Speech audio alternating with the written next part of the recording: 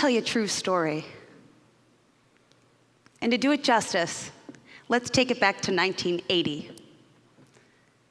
That's when Magnum PI was the best show on television. Do you remember that? Another One Bites the Dust was topping the charts. A loaf of bread cost 48 cents, and I was in kindergarten at St. Clair's School. That year, I was given the lead, a purple dinosaur who gathered vegetables made of cardboard from my classmates on stage in our school spring play. I remember being so excited to have a special part until I thought, wait a second. I likely got this stupid part because I'm the one who looks most like the big purple dinosaur. Oh my God, when Mrs. Callis saw this costume, she definitely thought of me. Oh my God, I'm not special, I'm big and so humiliated. Oh, how about in second grade? When my best friend Amanda's mom did her beautiful golden locks in this hairdo that I swear to God, it was the perfect intersect between that of Swiss Miss, you know, the pretty lady on the box of hot chocolate, and Princess Leia, the beauty from Star Wars, as I donned a dirty blonde bob. God, I'm so ugly. And then in third grade, well, thank God Matthew Rossetti sat in front of me in Sister Mary Joy's class. Too often, we had to read aloud in class. I remember counting the number of students, 1, 2, 3, 4, and the number of paragraphs, 1, 2, 3.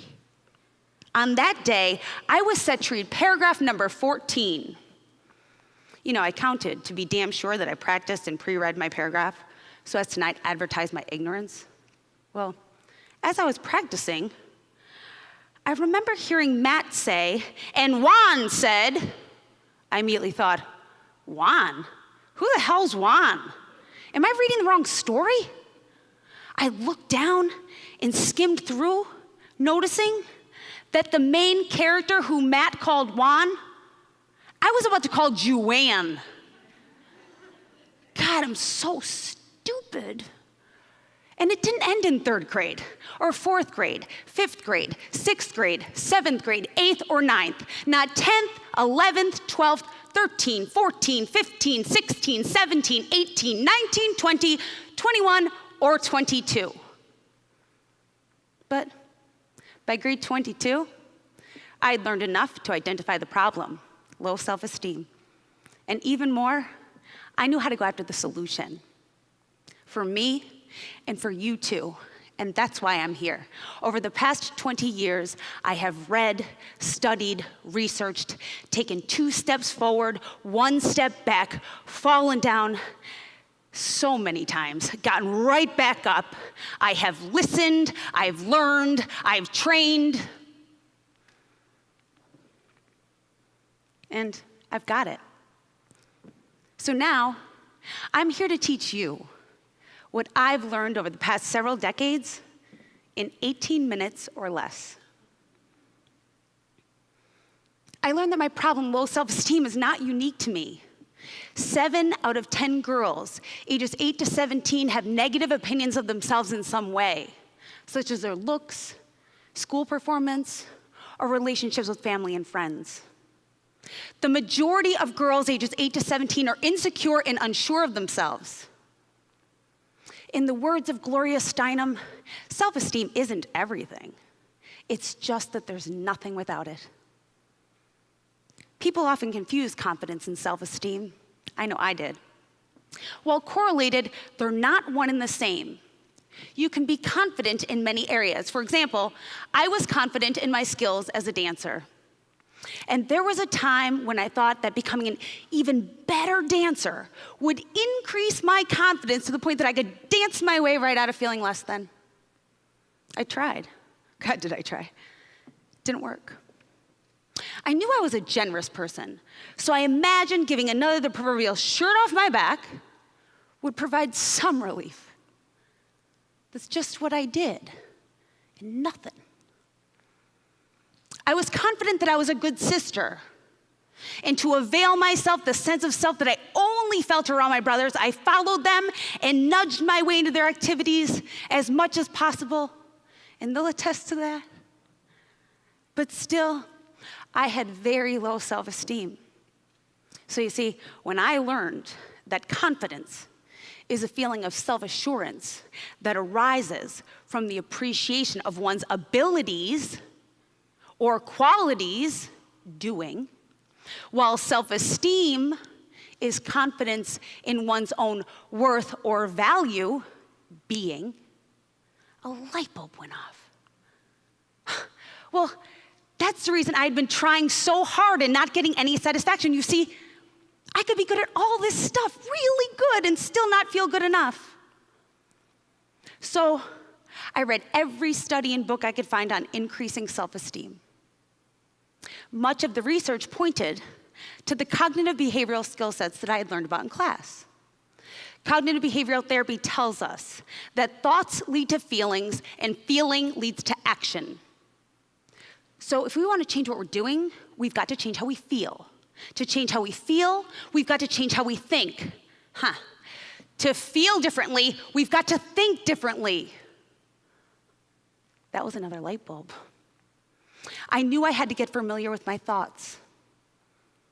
Each of us has both positive and negative thoughts. And those of us with low self-esteem have a negative thought voice or inner critic that's more vicious and more vocal than others. I named my inner critic in an effort to externalize the voice so that I would no longer confuse that as being a part of me. I chose the name Stuck because if I continued to listen to its banter, I'd be just that, stuck for life. From there, anytime I felt, I'd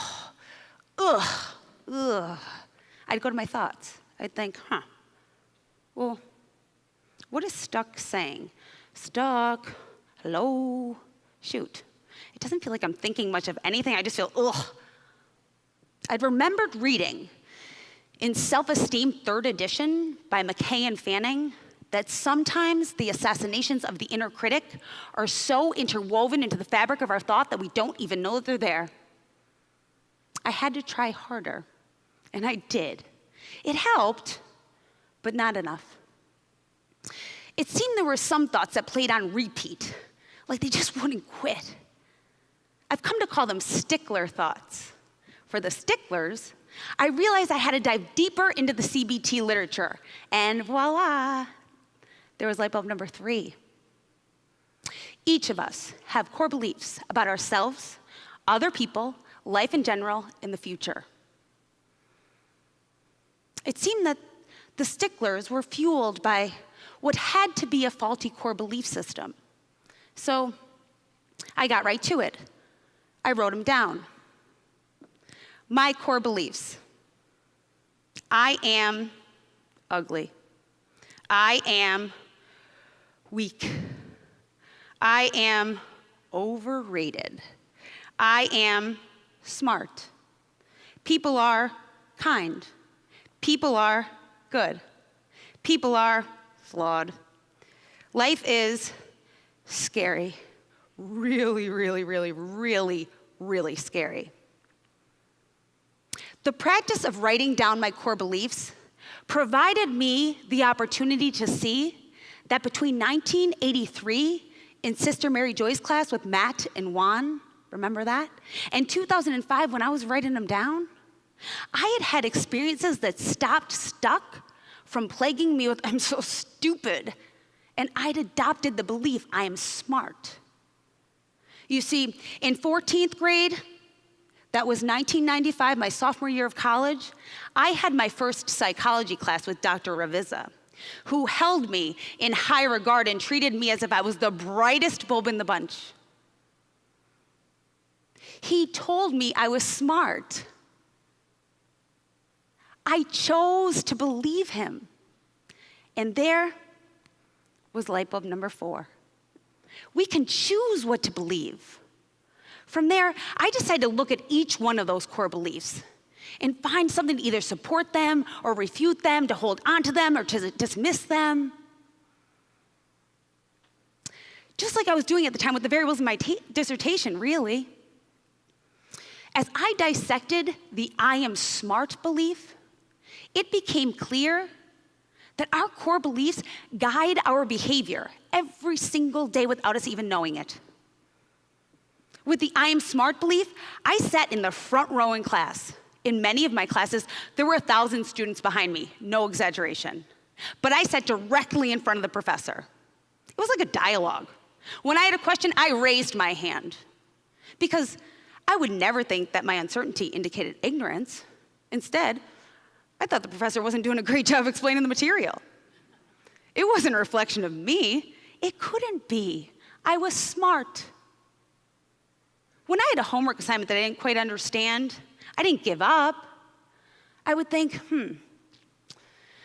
I've got to figure this out. And, well, I can because I'm smart. So I put my time in, a lot of time, until I did figure it out.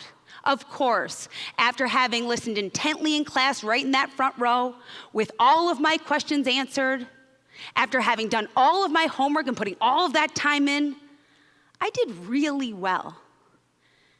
And I was constantly reinforced. The professor would say, "Wow, Lauren, good job, you're smart." And I'd think, yeah, I know. You see, I believed I was smart. I acted as if. I got smarter. I was reinforced. And so was that belief. It was a vicious cycle.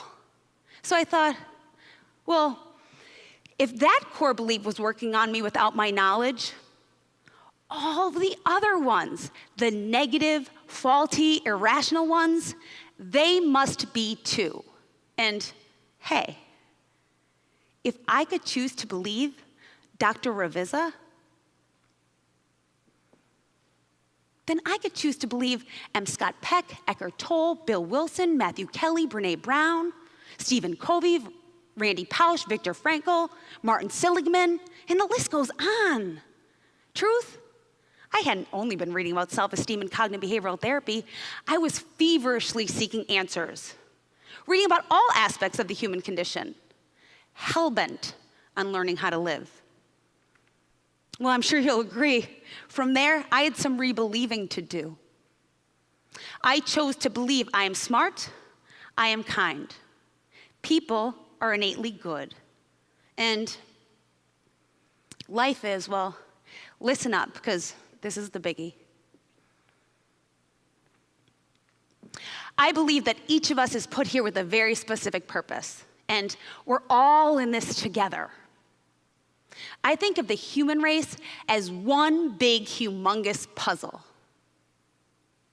And when we meet our life's purpose, we can click our individual puzzle piece into the big old human race puzzle, making our contribution and making our lives matter. Now, some of us have big pieces, like Gandhi and Mother Teresa. Others, medium pieces, medium to large, like Bill Wilson and Oprah. I have a smaller piece, but if you've ever put together a puzzle, you know that if you're missing any piece, regardless of size, your puzzle's worthless. Size doesn't matter, only presence matters. So each of us is integral to the big picture. Well, with that belief, I had to get moving. How was I going to meet my purpose? How was I going to do it? Where was I going to start? And wait, what the hell was my purpose anyway? I'd remembered reading that each of us is born with everything we need to get through life in a healthy and happy way. So I figured, I must have everything necessary. I just had to figure out how to get to it. I'd also remembered reading about the various aspects of self, namely real self, who you are today, and ideal self, the person you want to become. I could see ideal Lauren in my head. Like, I could see her, I could feel what it would feel like to be her.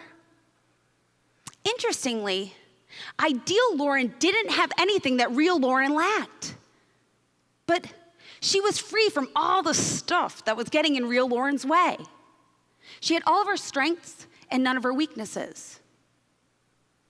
So I thought, well, how the heck am I going to become more like ideal Lauren? Because I bet ideal Lauren is the Lauren that can meet that purpose, right? So I decided to treat myself and my life as I would an experiment. You see, I knew how to do experiments. I just didn't know how to do life. So I treated myself like my dissertation. Independent variable, Lauren. Dependent variable, the world. The study would be called The Effect of Lauren on the World. The hypothesis was that Lauren had the potential to do great things, sans the noise. You see, when conducting a study, the first thing you need to do is control for all confounds or noise, the things that could potentially get in the way of seeing the true impact of the independent variable on the dependent variable.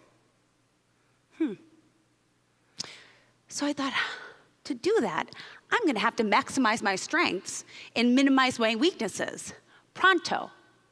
I'd remembered reading in one of Matthew Kelly's books about the 4 aspects of a human being: physical, spiritual, emotional, intellectual. That ideal Lauren that I had pictured in my head,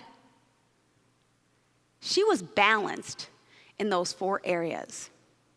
And I went as far as to think that honing these aspects of me would decrease the noise, get all real Lauren stuff out of the way, enough to find significance. So I got started, reading, learning, integrating, taking action. I did something in each area every day, basically. Physically, I began eating nutritiously to fuel my brain and my body. No more cheese fries and skipping lunch. Physically, I began running for 30 minutes to get the serotonin boost that I needed. It said that a 30-minute run gives us the same increase in the neurotransmitter that makes us feel good as a low dose of an SSRI. I put myself on a sleep schedule to get my circadian rhythm working for me rather than against me. Emotionally, I committed to managing stuck using CBT skill sets. I began using healthy coping skills versus my old standby unhealthy coping skills that I've come to call shiny apples. Shiny apples are those things that grab your attention. And you think that one a day would keep the doctor away because they feel so damn good, or at least they make the bad feelings go away for a little bit. But it's those self-destructive distractions that keep us from meeting our goals. Shiny apples come in the form of unhealthy relationships, toxic friendships, cutting, eating disordered behaviors, body image concerns, drugs, alcohol, you get the point.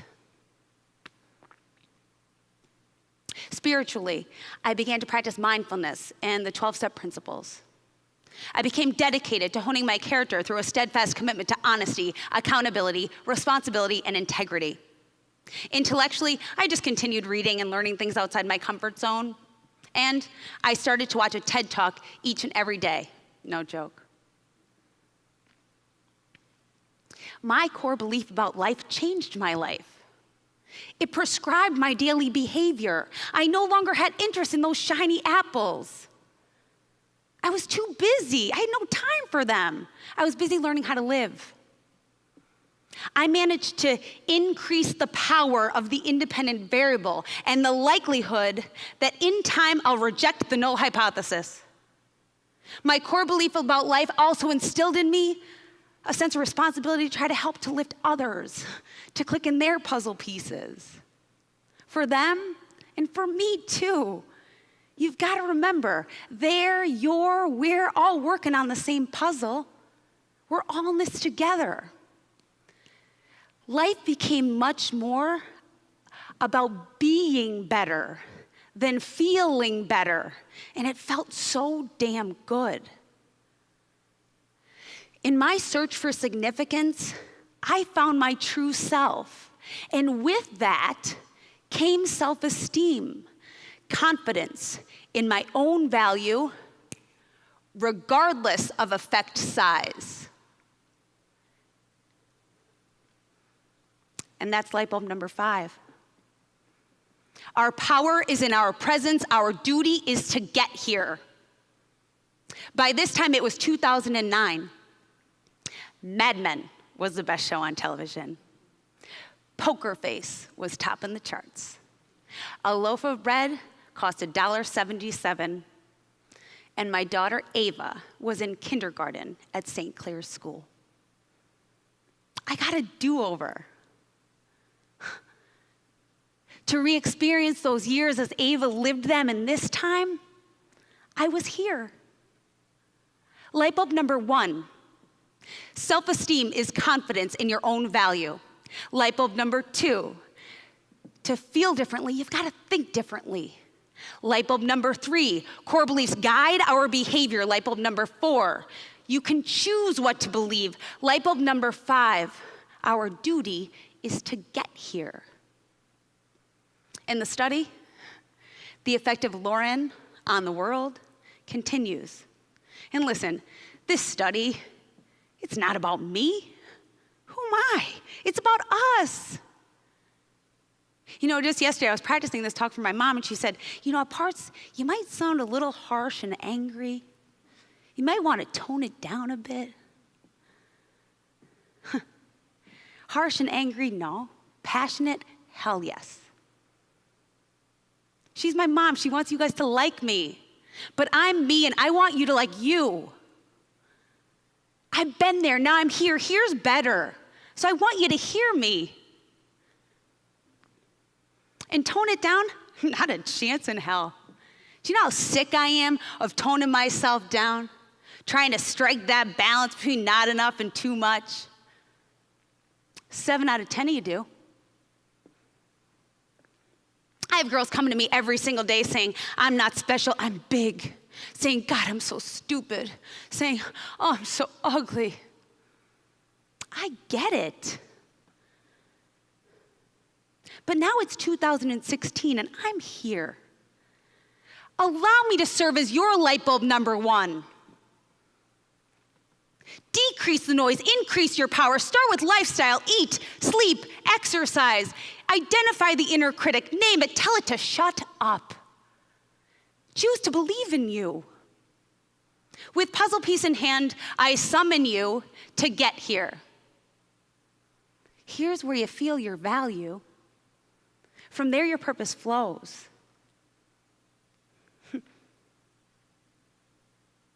You are your puzzle piece.